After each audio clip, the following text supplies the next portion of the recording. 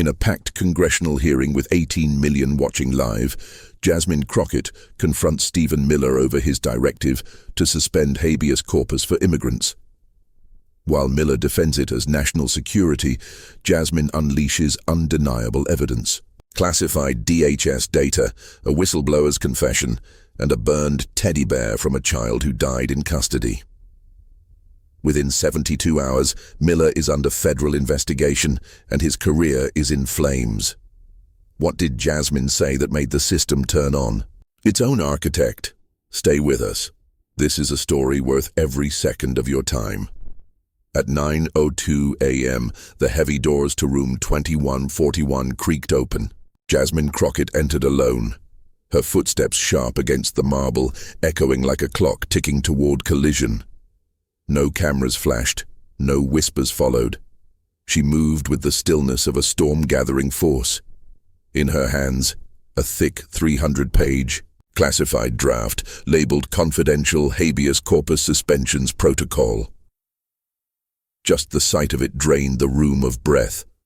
Across from her, Stephen Miller sat composed, fingers steepled, eyes fixed on her with cold calculation. His face barely moved, but the challenge in his stare said everything.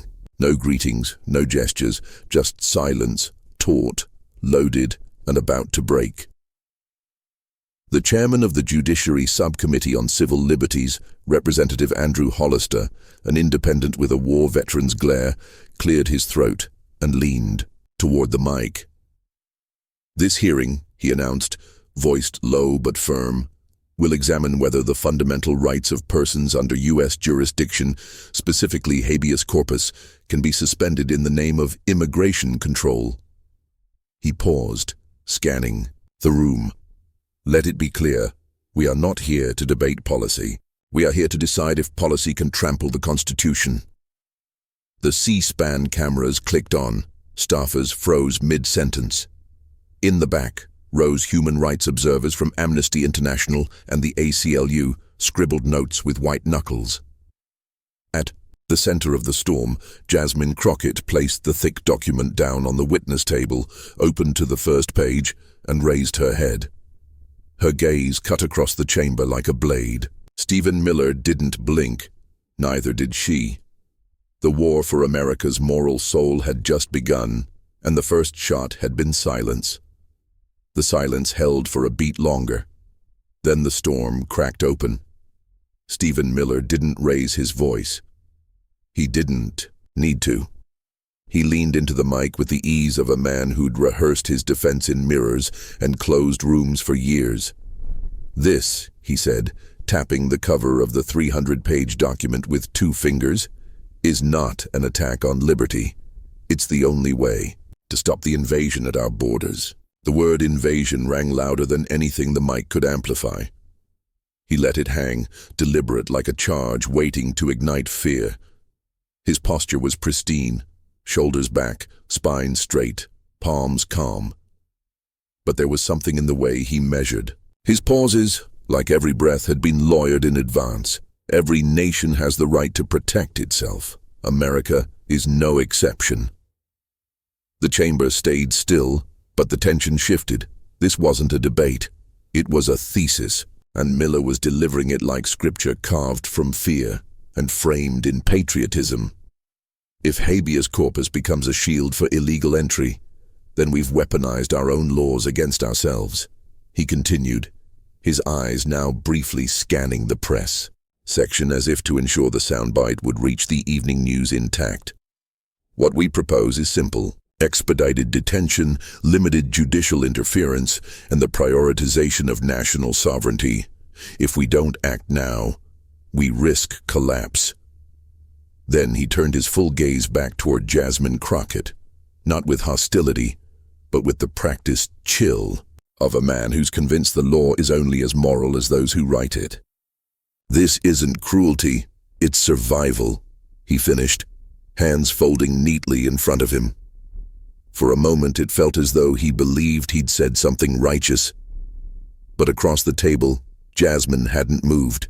Her hands stayed on the draft. Her face didn't shift. Yet something in the room had, a current beneath the surface, a silence no longer neutral, a reckoning about speaking.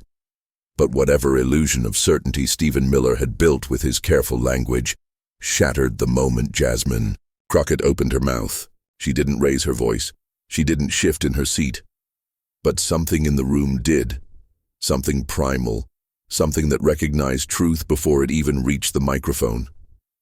"And what about human rights?" she asked slowly, deliberately. Her eyes never left his. "Or do you now decide who qualifies as fully human?" It wasn't an outburst. It was an indictment. The kind that didn't need volume because it carried weight. A hush swept through the chamber, not out of respect, but in the way people go silent when they sense a line has been crossed and someone intends to drag it back. Jasmine lifted a small remote, pressed once. The room dimmed. A video filled the screen behind her. Time-stamped, official, damning. The footage opened with grainy black and white. A modest home in El Paso, Texas, a flash of movement. Federal agents at the door. Then chaos.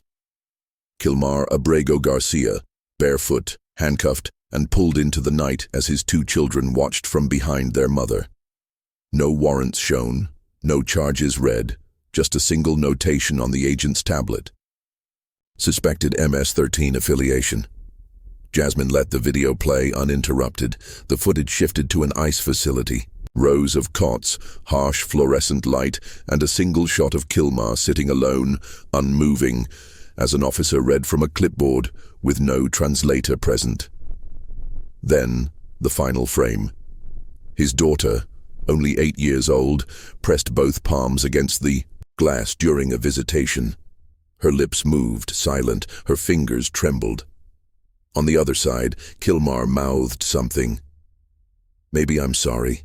Maybe I'll come home." But the moment broke something deeper than policy. It cracked the illusion of order. Jasmine turned back to the mic. Her voice didn't waver. He had no criminal record, not even a parking ticket. She paused, the silence swallowing every cough, every breath in the chamber. His only offense was the color of his skin and where he was born. She didn't need to say more. At that moment, everyone in that room saw the truth. This wasn't about borders, it was about lines drawn by fear and who gets erased behind them. The image on the screen faded to black, but its ghost lingered. Kilmar's daughter, her small hands pressed against a pane of glass, still etched into every pair of eyes in that room. Some officials stared down, some blinked too often, others didn't move at all. Jasmine Crockett sat motionless for a beat, letting the silence solidify, letting guilt settle into the hollow that truth had carved out. But she wasn't finished. Not with emotion, not with empathy, not with evidence. That had been the human cost. Now came the ideology that permitted it. And as she reached calmly into the binder at her side, the air inside room 2141 tightened again, this time with dread. "This next part is harder to watch," she said, not theatrically, but with the flat, heavy tone of someone preparing the room for an autopsy. From her folder, she withdrew a slim set of pages, cleanly printed, dated, cross-referenced. "These," she continued, raising the packet with one hand, "are verified emails obtained in 2019, emails in which Mr. Miller repeatedly shared material from websites known for promoting white nationalist ideology." The words didn't echo. They struck. Few heads turned sharply, others didn't move at all. It was the kind of moment where no one knew whether to breathe or brace. She stepped to the side and rested the pages on the elevated committee table. Then she opened to a specific email, highlighted, dated October 2015, and read aloud with the calm clarity of a surgeon exposing rot. "We need to focus on building a population that matches American DNA." Her voice didn't falter. She didn't add commentary. She let the words infect the air on their own. A ripple passed through the room. The chairman straightened in his chair, eyes narrowing. A court stenographer paused mid-keystroke. Reporters glanced at one another, mouths parted slightly. Not from surprise, but from the struggle of processing what had just been said in a congressional hearing under oath. It wasn't a slip, it wasn't satire. It was a sentence that had lived in a federal inbox and now echoed through the halls of American democracy like a confession. Jasmine looked up from the page, scanning the room deliberately. Stephen Miller, October 2015. She didn't look at Miller when she said it. She looked at the room. She looked at the system. She looked at every person who had sat quietly as one man's pen turned prejudice into policy. She placed the email face up on the table, fingers pressed flat, as if anchoring it to the world so no one could look away. And then she spoke, not loudly, but slowly, purposefully, each word drawn from well deeper than outrage. This isn't about protecting the border, it's about protecting a myth, one that says only certain people deserve to call this country home. A heavy breath exhaled somewhere behind her. On the far right side of the committee dais, a Republican congressman shifted uncomfortably in his chair, his hand hovering between his notepad and the button to mute his mic. Two others quietly rose from their seats, eyes averted, and slipped out through the side door without a word. Their footsteps echoed like confessions. Jasmine didn't acknowledge them. Her focus remained forward. Miller, for his part, sat still, but his jaw had tightened. He didn't speak. For the first time that morning, he didn't even try to smile. The tension in the room was no longer just political. It was existential. What had begun as a legal hearing on habeas corpus had now cracked open something deeper, something rotten at the root. Jasmine had pulled back the curtain, not just on a man, but on a mindset. A quiet war waged in documents, decisions, and digital trails. And as the truth settled in, no one in the room could pretend it hadn't been there all along. They just stopped looking. She had forced them to see. But Jasmine didn't gloat. She didn't stand up. She simply stood. By the evidence, hands steady, voice calm, and let the truth speak for itself. Because sometimes justice doesn't shout. Sometimes it just shows you what was always there and dares you to keep denying it. The sting of Jasmine's final words still clung to the air like static. Only certain people deserve to call this country home. The room was motionless, caught between the weight of moral exposure and the discomfort of knowing it was true. Some shifted in their seats, others sat frozen. But Stephen Miller, ever composed, never panicked. He straightened slowly, like a man who'd been waiting for this very moment. Not to apologize, but to reassert control. His fingers curled once, then rested lightly on the edge of the microphone. When he spoke, it wasn't with fire. It was with ice.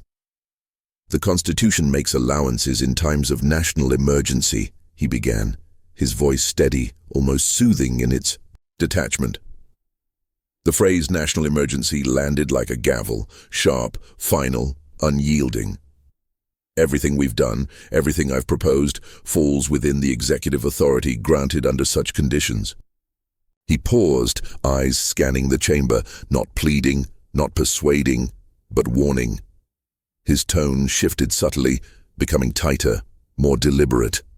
What's happening at our borders isn't routine, it's a crisis, an existential threat to the stability of our nation. His gaze lingered on the chairman just long enough to imply a shared responsibility, then moved toward the back where cameras blinked and pens raced. It was no longer a defense. It was a blueprint for authority unchecked. In emergencies, the government has the duty, not the option, the duty to act decisively. His hands pressed together, fingertips touching like a man reciting scripture. There was no remorse in his posture, no shadow of regret. This wasn't about damage control, this was doctrine. And if we hesitate because some find the methods uncomfortable, he said, his voice tightening into the kind of clipped edge only policy language can carry, then we fail in our most basic responsibility to protect the American people. He didn't refute the email. He didn't mention Kilmar. He didn't even glance at Jasmine. It was calculated. He knew invoking legality would shift the room, turn morality into opinion, turn pain into procedural debate. In doing so, he redirected the fire, not to extinguish it but to smother it in rules. But beneath that legal scaffolding, one truth remained unspoken, yet visible in every unsmiling face in that room. Miller wasn't defending democracy. He was defending the machinery that could operate without soul, without scrutiny, so long as it called itself legal. And Jasmine Crockett? She wasn't just questioning the machine, she was threatening to unplug it. The room, already strained by Miller's invocation of emergency powers, now felt like it was holding its breath. His justification, precise, procedural, sterile, had been carefully laid out like a fortress built on the foundation of fear. But Jasmine Crockett wasn't aiming to shout over it. She intended to dismantle it brick by brick, word by word, using the only weapon stronger than fear in a democracy, the Constitution itself. She leaned forward, her tone calm but unyielding, the cadence of someone who didn't need to dramatize the truth, because it already carried more weight than any performance. Could Article 1, Section 9 of the United States Constitution, she said clearly, each word deliberate, each syllable like a drumbeat of accountability. The privilege of the writ of habeas corpus shall not be suspended unless when in cases of rebellion or invasion, the public safety may require it. She let that sit, not as opinion, but as law carved into the very bones of the nation. Then came the strike. She didn't raise her voice. She didn't have to. Her delivery cut sharper for its restraint. And right now, you're manufacturing a fake crisis to justify a discriminatory agenda. No theatrics, no hyperbole, just precision. Crockett wasn't accusing Miller of overreach. She was accusing him of fabrication, a deliberate, cynical construction of crisis to serve an agenda rooted in exclusion. And this time, the argument wasn't emotional, it was constitutional. Across the room, Miller's practice posture broke. The steeple of his fingers dropped to the table. He didn't respond immediately. His eyes darted first to the committee chair, then to the press row, and finally, reluctantly, to the attorney seated just behind him. One leaned forward, whispering quickly, quietly, urgently. Miller didn't nod. His jaw locked. A single muscle twitches at the base of his cheek, a minor betrayal of the control he'd fought to maintain all morning. The moment didn't explode. It cracked quietly, deeply. What had been posed as legal strategy now stood exposed as constitutional fiction. Jasmine hadn't just countered his narrative. She had peeled it back and read aloud the line where it broke federal law. She wasn't grandstanding. She was excavating, and the silence that followed was filled not with noise, but with the weight of what had just been revealed. And in that silence, the room finally understood. Stephen Miller had built his argument on emergency, but Jasmine Crockett had just reminded the nation that emergency does not erase the Constitution. The silence that followed Jasmine's constitutional takedown was dense, tense with the weight of a truth that couldn't be unspoken. But she didn't stop. She didn't pause to revel or retreat.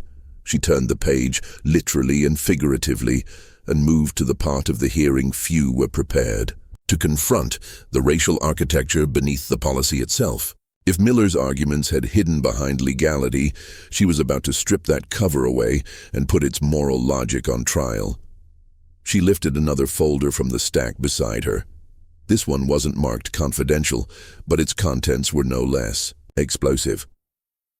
"Let's talk about a policy implemented under your direction in early 2025, she said, unfolding a set of State Department documents under the soft hum of overhead lights. A targeted refugee program, quietly launched, quietly approved, offering fast-tracked entry and visa relief for Afrikaner families from South Africa, citing persecution based on race. A few in the room looked up, confused. Others looked down, uncomfortable. But Jasmine didn't waver. She spread the documents in front of her, like a prosecutor laying out the final row of evidence.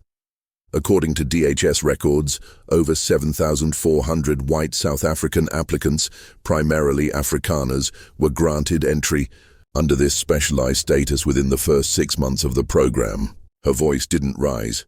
It dropped, slower, more deliberate, like she was daring the facts to be challenged.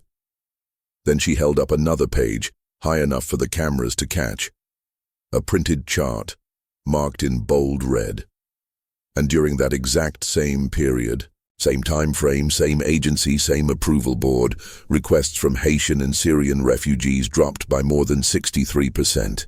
She let the numbers speak for themselves, let the contrast bleed through, and then, with a quiet breath that carried the fire of 1,000 unheard voices, she drove the point home. If this isn't a race-based policy, she said, locking eyes with Miller across the table, then what exactly do you call it? The room didn't erupt. It recoiled, a slow collective pullback of posture, of denial, of comfort. This wasn't just about who got in. It was about who was designed to stay out. A handful of aides exchanged glances. One congressman on the far end folded his arms so tightly his knuckles whitened.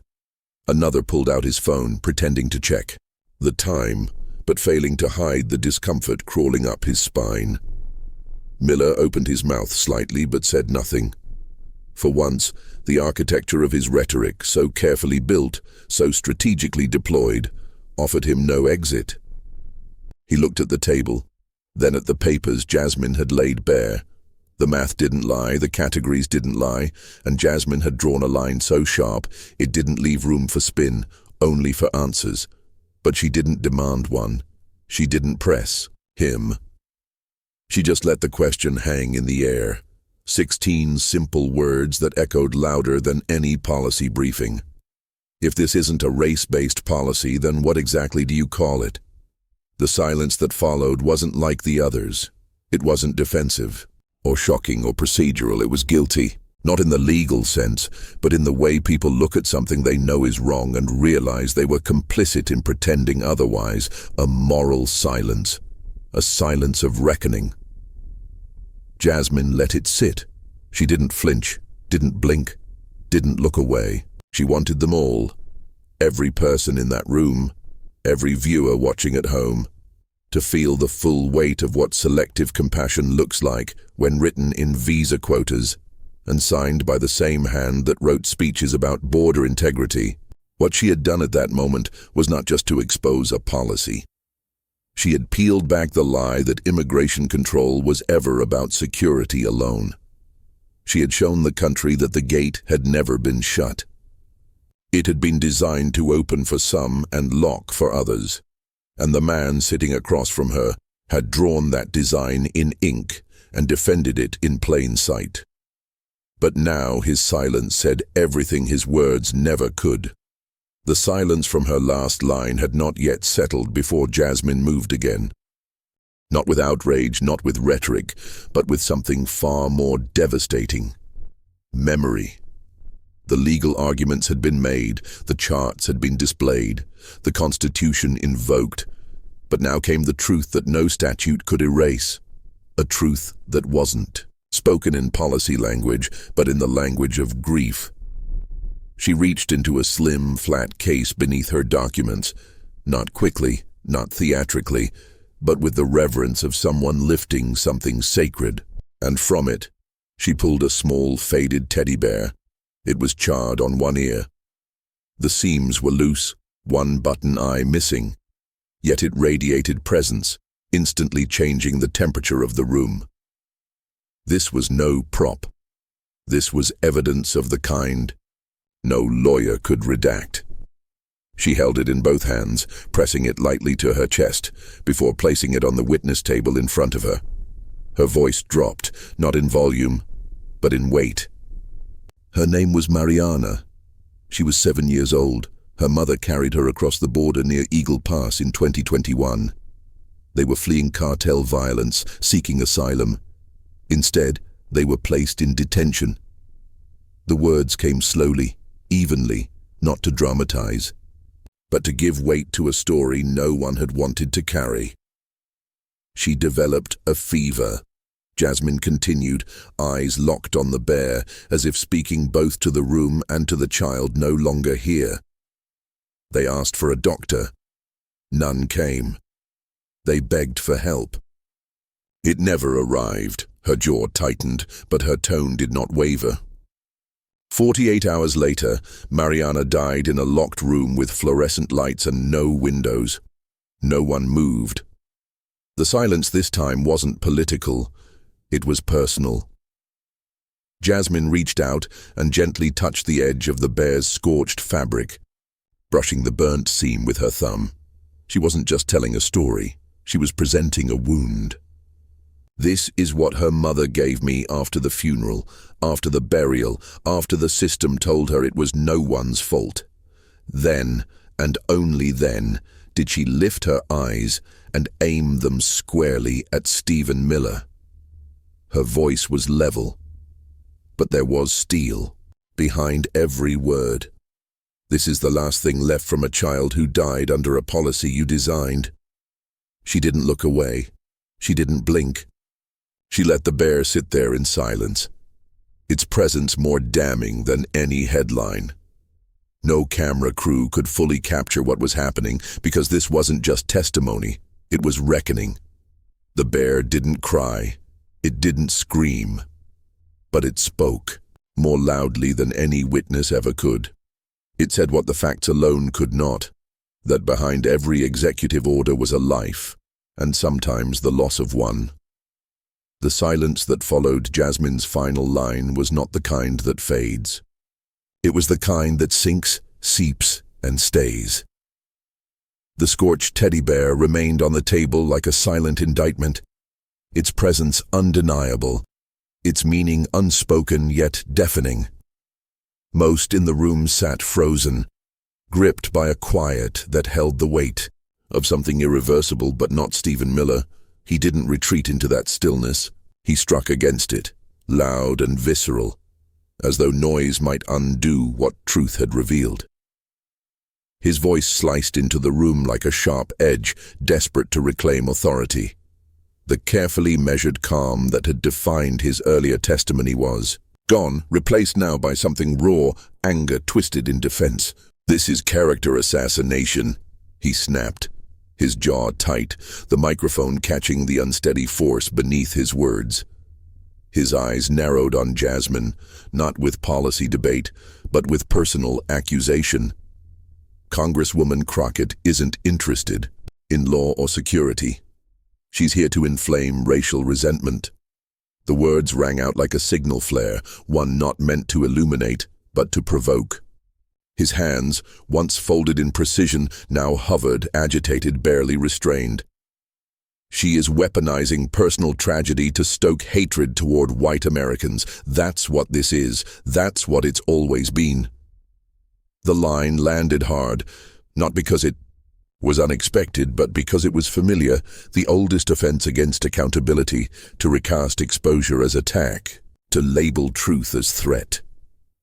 He scanned the room looking for validation, for someone to nod or even shift in agreement, but the silence that met him was colder than before, less stunned, more disgusted.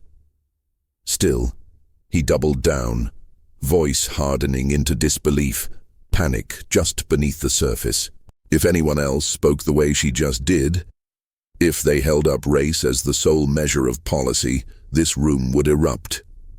He jabbed a pointed finger toward Jasmine, not high enough to be called a threat, but just sharp enough to try and draw blood.